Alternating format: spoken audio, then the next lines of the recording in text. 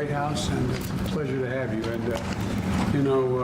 we were together in Israel, and we're together again today. We've got a lot to talk about. And my love for Israel is deep-rooted, long-lasting. And as I often said, if there wasn't Israel, we'd have to invent one. But 75 years. 75 years. It's hard to believe.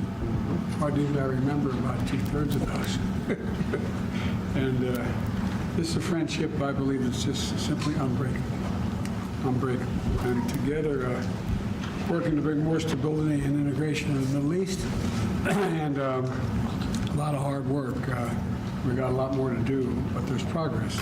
Last year, we convened the largest gathering of Arabs and Israelis in a decade at the Negev Forum, and we resolved the maritime boundary dispute between Israel and Lebanon, which people thought could never happen. We opened up an airspace for Israel and over Saudi Arabia and Oman after I had a little visit there. And we brought Israelis and Palestinians together at a political level at Aqaba and as well as Shura. Yes.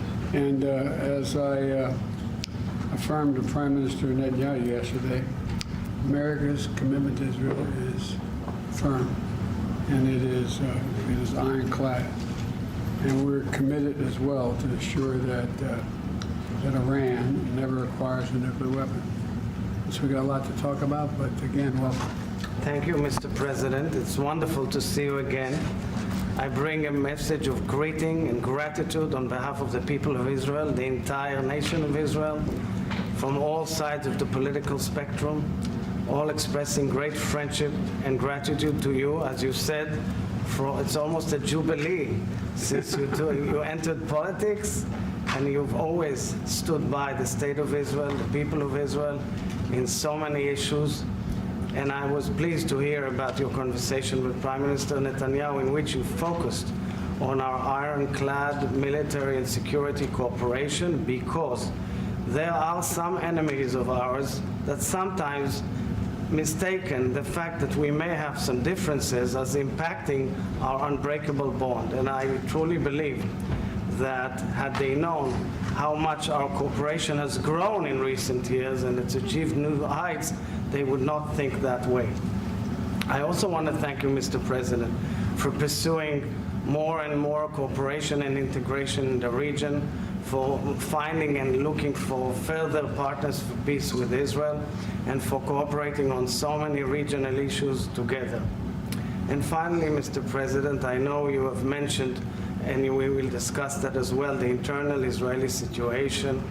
As you know, I'm here, and I'm happy to be here, because tomorrow I will be speaking in front of a joint session of Congress, especially devoted to celebrating Israel's 75th independence. However, of course, my heart and soul is also in Israel, in the heated debate which we are going through as a society.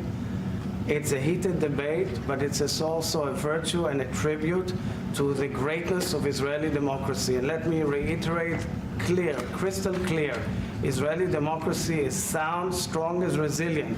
We are going through pains, we are going through heated debates, we are going through challenging moments, but I truly believe, and I would say to you, Mr. President, as I've said it as head of state to the people of Israel, we should always seek to find amicable consensus.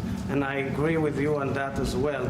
I'm pursuing it, even in these very moments, through my people, as much as we can, in order to find solutions and exit out of this crisis properly. Thank you, Mr. President, for your friendship, and God bless you. Thank you for your friendship, and we've got a lot to talk about. Thank you all very much.